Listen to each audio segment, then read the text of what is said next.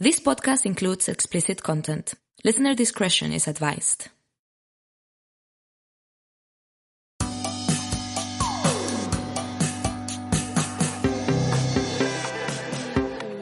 Hi everybody, welcome to your latest episode of the Ersties Podcast Meets, where we sit down and chat with fabulous people who we think have something interesting to say. Whether that be authors, artists, activists, sex workers, you name them, we've met them. The Ersties Podcast. Hi guys, welcome to Ersties Podcast Meets. This is Pandora here, meeting Kristen Sollee, the author of Witches, Slut and Feminists. Thank you for coming on. Thank you for taking time with us. Thanks so much for having me. How are you today?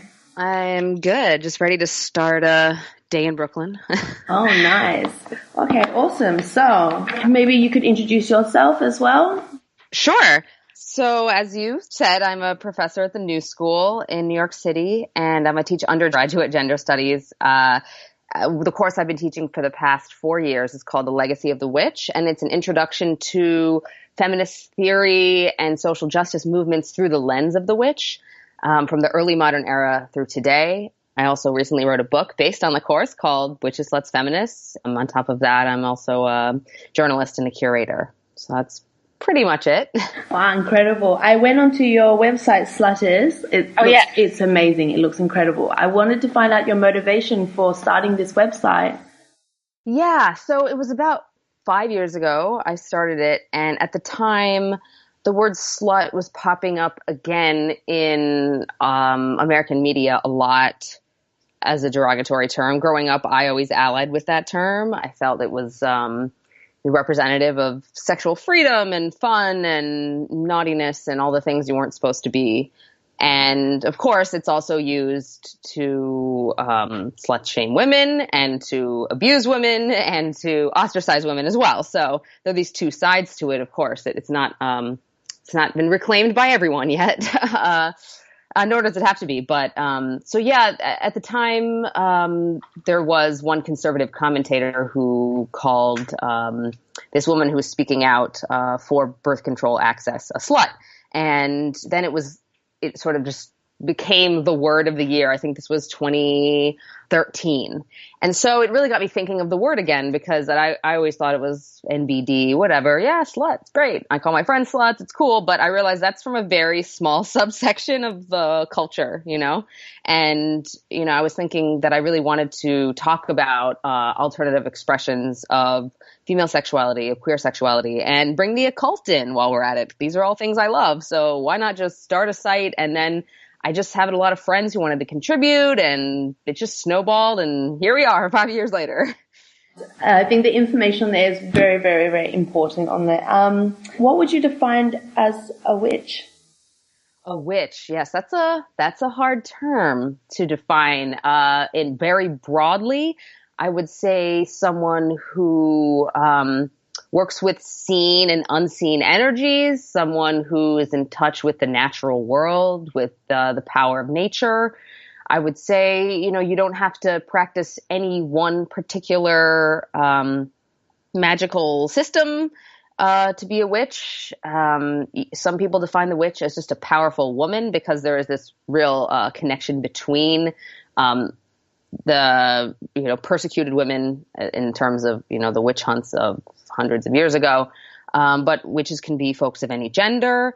There's just so many ways to conceive of the witch, but I think of it as this sort of powerful femininity that's rooted in the earth.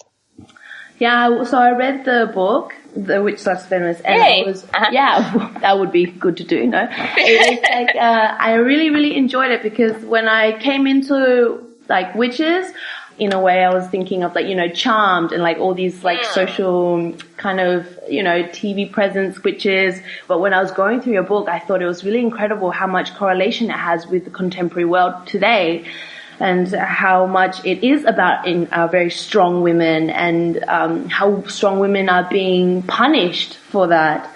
I wanted to know who or what inspired you to become a witch, and what made you want to learn more about this world.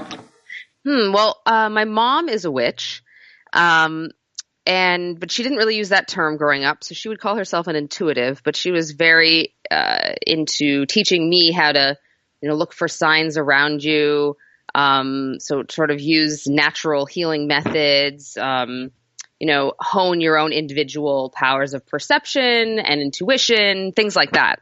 So I guess that was always part of my life, but I didn't call it witchcraft. So I didn't really know what that was until I went to college, and then I met a friend who's still a close friend, and she was a voodoo practitioner from New Orleans, and she took me to my first real witch shop. And that's when I first started studying witchcraft, like the history of witchcraft and the different methods through which you can practice it. And then there's so many different traditions out there, and then I connected that with what my mom had originally been teaching me and was like, oh, okay, I was really dealing with this all along. I just didn't know what to call it. And then really that was just sort of a background in my life. And it wasn't until maybe, 5-6 years ago when I was doing Slutist that I thought I really wanted to, write about this in a more serious way, because it just felt, I don't know, I was influenced by the sort of the forces around me, the people around me. It just sort of came out. It just sort of happened. I just met a lot of people. I interviewed a lot of people, and the book sort of fell into place with the class. So it's only been like a decade that I've been, working toward this particular project, although it's always been something I've thought about. What I really enjoyed was the comparison of the US and Europe, and how, everyone kind of jokes like Europeans are a little bit more slutty, they're a little bit more open in sexual exploration. And then when I was reading your book, you were talking about how you had the US Salem witch trials versus the European witch trials, and like how the Salem witch trials didn't talk about anything sexual at all. There was nothing logged very sexual. However, in the European witch trials, it was a much more sexier kind of thing to read. Yes. And I wanted to know what is that like to live in the US with not being able to talk about sex and having all that sexual repression around it, and how from then and now. It's terrible. No, I mean, obviously there are pockets like New York. I feel very free, and I know my community feels to a certain extent some level of freedom to talk about sexuality and to express their sexual desires. But obviously there's always the threat of violence and government repression, and obviously it's worse other places than here, and then right now is worse than 5 years ago. So things seem to be getting worse. And yeah, that's why I think this subject is really important, because, looking at your past, you can learn so much more about your present and hopefully, change the course of the future. Yeah, it's fascinating that even though both, the witch trials were happening first in Europe and then in America, but that whole idea of the sexually licentious woman in the naked and doing like witch orgies in the woods wasn't really a part of the lore in America. Particularly Salem was not highly sexual. People who have seen like The Crucible or read The Crucible, there's a lot of sexuality added to that, which was just Arthur Miller's imagination. Like, according to actual documents of the time and historians, Salem was not all about women, having sex in the woods and, doing blood sacrifices. That's sort of just like a creative Hollywood addition. But as far as what it feels like, yeah, you can definitely see this line of puritanical thought that goes straight from, the 1600s through today. And I'm not exactly sure how we stop that, but I'm at least glad I'm able to write this book and it can be published and people can buy it without it being censored yet. Yeah, like I think it's just absolutely crazy. For me, I'm living in Europe. I couldn't even imagine someone having the rights over my sexual organs, but I feel like in the US it's huge, Yeah. And like the public figures that are in the US at the moment, Donald Trump, for example. Yeah. I can only imagine what it looks like from the outside. And, I travel a lot as well. And when I read, foreign papers and how they cover it, it's just, it's a terrible, sick joke. It's horrible.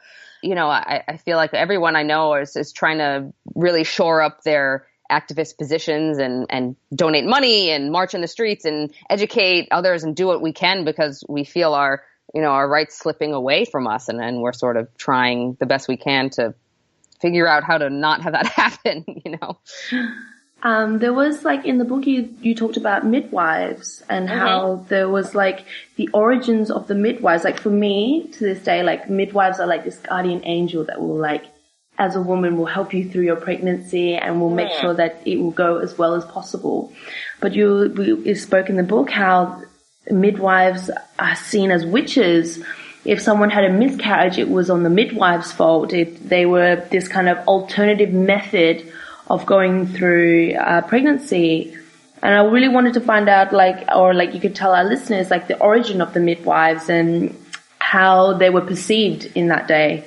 Yeah, of course. So at the time, we're talking, 1500s, 1600s. That's the beginning of the male-dominated medico-religious system. And the midwives, of course, were outside that system. They were unlicensed healers. So they were definitely blamed when they helped a patient and when a patient was not healed, So they were damned if they did, damned if they didn't in a lot of these cases. And there is some misinformation out there that the majority of witches who were, put to death, or sort of women accused of witchcraft who were put to death, were midwives. That's not true. We don't really know the numbers, but we do know that midwives were not approved of in a grand sense, particularly by the church. And because they're dealing with the idea of healing in the female body and all these things, that were believed to be unclean and less than. And of course, they knew things that the male doctors didn't. So that's a threat. And so it's unclear if they were demonized as these satanic hags because they were unlicensed healers or because people really thought that. So it's probably some of both, that they demonized them in order to discredit them. But I'm sure there were some people that did not really believe that the midwives were all like servants of Satan and things like that. But there was a belief that God would cure, people who deserved to be cured. And so if a midwife cured someone, well, why would God work through an old woman, So there you go. That's the devil's work. It's terribly ironic. But that, goes toward, in America, particularly the midwives would be the ones performing abortions. And, they were also in Europe, but fast forward hundreds of years and, we even have evidence that the first anti-abortion movement in the late 19th century was partially an effort by the American Medical Association to discredit midwives and establish the primacy of real, aka male doctors. So there's this push and pull between who has the right to practice medicine, who has the right to have knowledge, who has the right to heal, It's just like a way for males to exert power over women again. Yes. Yep. It's just the same old story over and over. I just wanted to quote something I thought that I found very interesting when you wrote was that labor pains was because of Eve, the original witch. Supposed yes. To. Labor pains is because the original witch ate the forbidden fruit. And I thought that was just like such an interesting thing. It's Lord's punishment for women. Yes. And I just thought, who the hell wrote that? A bunch of old men. Yeah. The church at the time believed that labor, the pains of labor was just punishment because Eve ate that apple and was tempted. So it's just.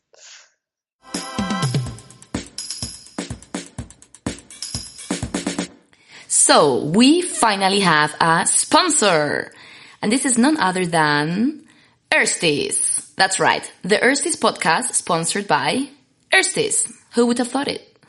This means if you want to see what our day job looks like, then head to ersties-podcast.com/Ersties. That's ERSTIES. Check out the video and follow the link and you'll receive 50% off your first month.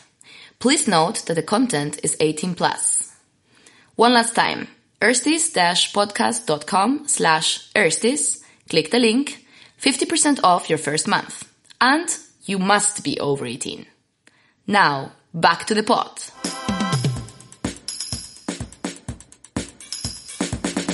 Like, witches is like a very old term of a way to discredit women again. And then also sluts and feminists. Like, I feel like when I was reading your book, it was kind of like sluts is kind of, now feminist is the new one and then sluts is just past. If you could just like give us like an overview of like how the term sluts and feminists in this day are kind of used by men and used by women.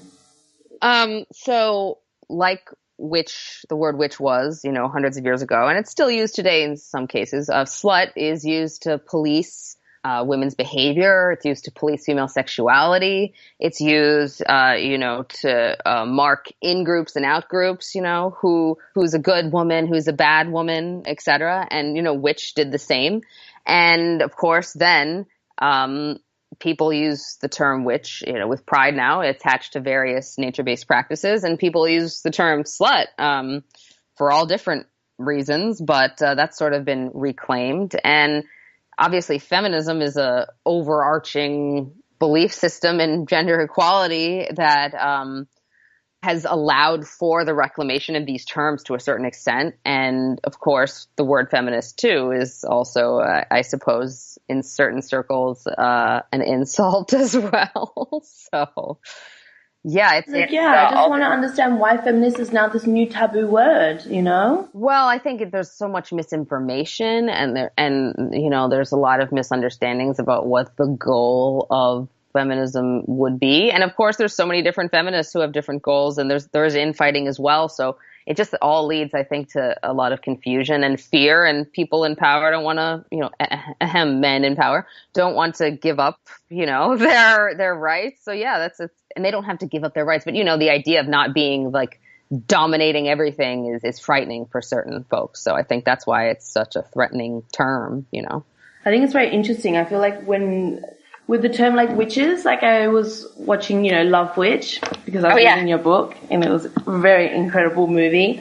And it was very interesting, like she was kind of basically saying like, we as women the men take no accountability about their emotions and how they feel. So we call women a witch when they're strong, and they make them feel something or feel attracted to something that they shouldn't. I wanted to kind of explore that kind of notion of that, like. Yeah. I mean, that goes back to, something I mentioned in my book, like young girls are blamed if they wear the wrong outfit to class, and a boy could get turned on, and women are blamed for the responses. Women are blamed for being raped. Like, oh, you were wearing this. Yes, you were drunk. You deserve to be raped. Things like, yeah, women are blamed for male behavior time and time and time again, Absolutely. I was just quoting this gentleman, Elliot Rodger, the Isla Vista shooter. This really kind of got me really upset. It was, I will slaughter every single spoiled, stuck-up, blonde slut. Those girls I've desired so much. They have all rejected me and looked down on me as an inferior man. So these involuntary celibate men.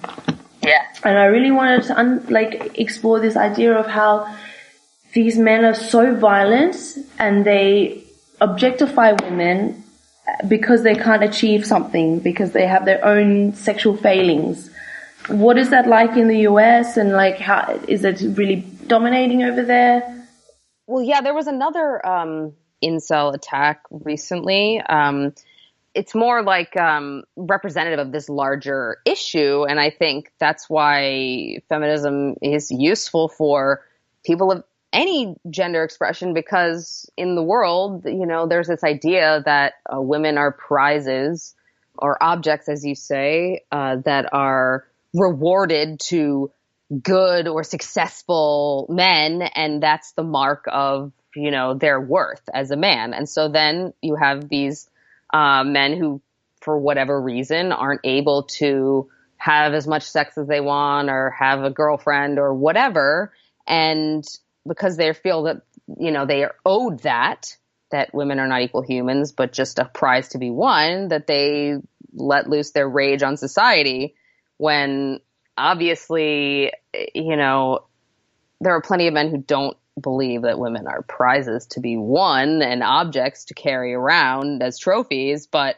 there's this, the gender roles that are in place. There's this system, the patriarchal system, enforces these beliefs subtly and not so subtly, So I think we're up against trying to, also save masculinity in a way, and redefine what it means to be a man too, because it can't be defined by owning or possessing women's bodies, because that's just not going to work for all of us. Very, very old school thinking. Yeah, but shockingly, still very alive and well. There's this sort of like cowboy masculinity in America that's just really persists. That's sort of like just take over everything and shoot up the town. That's a very American thing. Do you feel like living in New York, you're up against a lot of these type of men? Not as much in New York, no. But of course they're still here. I mean, they're everywhere, but I try to, hide out away from those types, but you don't always know. There's all kinds of guys dressed up in other clothing that you find out later or share those same values. So it's kind of like you never know around which corner you'll find one of them. Do you feel like as women we should band together, like the Coven? Like the Coven was something I really enjoyed reading. Was like us women banding together, and instead of pointing fingers at each other, because sometimes I do feel like in this day and age I'm always, it's like women versus women. It's never like women unite and let's be together and let's like have a little like let's do some witchy stuff, And do you think as women we should band together, try and change this? Well, I think. Absolutely. And that's why I think witchcraft is really useful in addition to traditional activism, because it does tap into these more core energies of community and sharing that sometimes like a political ideology just can't. So like my coven groups that I'm in different ones, actually, not just one. There'll be conversations and activist aspects, but then there's a lot of just like, ritual for self-care and sharing and healing and helping one another. And I think then you just feel so much stronger together and ready to go out and do what you need to do. And obviously, there's a lot of infighting and sometimes for good reason. There's a lot of different subsets of feminism that want different things. Some don't want anything to change and just want like more like white women to be CEOs. Like that's not really change. So I understand why there's so much infighting, but at the same time, I wish we could all somehow find a common ground, and I know through witchcraft that's definitely possible. You're in different covens. Are there like different covens of like different parts of you that you like to explore or be with, or is it like? Yeah, like one of them deals more with like sexuality, so it's more like kinky, and there's a lot of sex workers there, and it's sort of on that side of like the connection between sexuality and spirituality. And then another one is more herbal, like it's people exploring different, herbal remedies. So I think the different people you get together, there are different interests. So I enjoy being in different covens to tap into, like you said, like different parts of me and my interests. So basically on like kind of like a wrap up note, I just wanted to ask, who is your favorite witch? Oh. Yeah. You mean like in fiction or like a real person or both? Or both. Let's do both. Okay, so Elvira, I don't know how big is Elvira big outside of America? I hope so. I have not heard of her, so go on. You don't know Elvira? Oh, okay. So Elvira, Mistress of the Dark, she started out as sort of like a host of a horror movie series on TV. She would wear these like long cleavage enhancing black gowns and had this huge bouffant hair. And she had just this wicked sense of humor and make double entendres, and it was very slutty.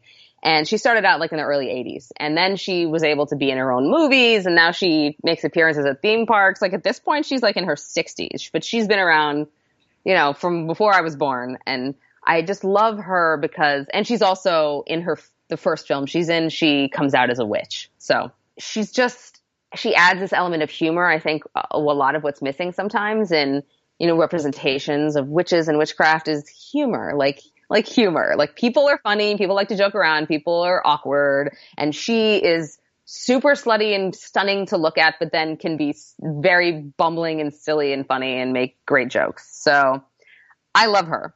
And as far as a real witch, I don't know, is it dorky to say my mom? Because not at all. My mom is, a real inspiration to me and is just so supportive and has taught me so much about magic. And she still always will surprise me by saying, hey, next week on Thursday at 5 p.m., watch out, you're going to be introduced to a person who's going to, inspire you, blah, blah, blah. And then the thing happens and I'm like, okay, well, whenever I feel like doubting that there is magic in the world, my mom reminds me. So she is definitely my favorite witch out there at the moment. Awesome.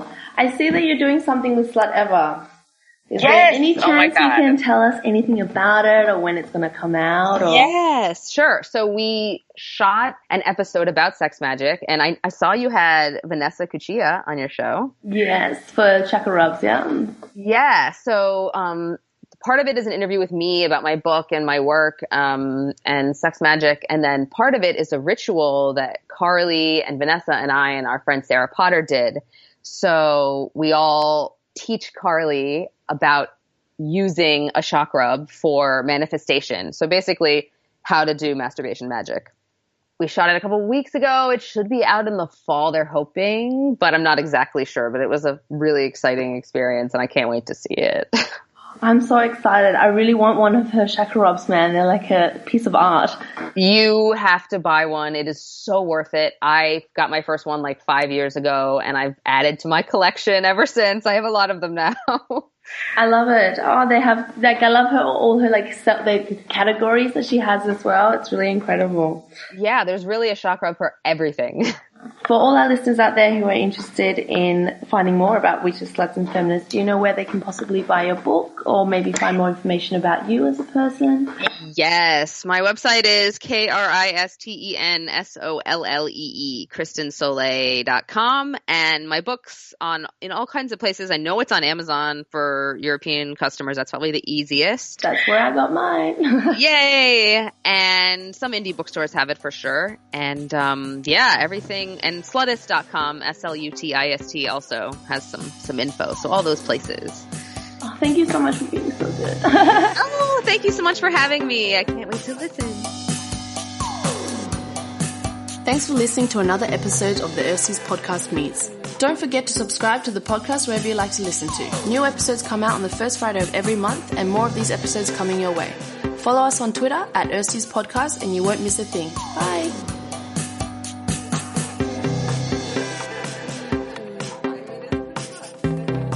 The Ersties Podcast.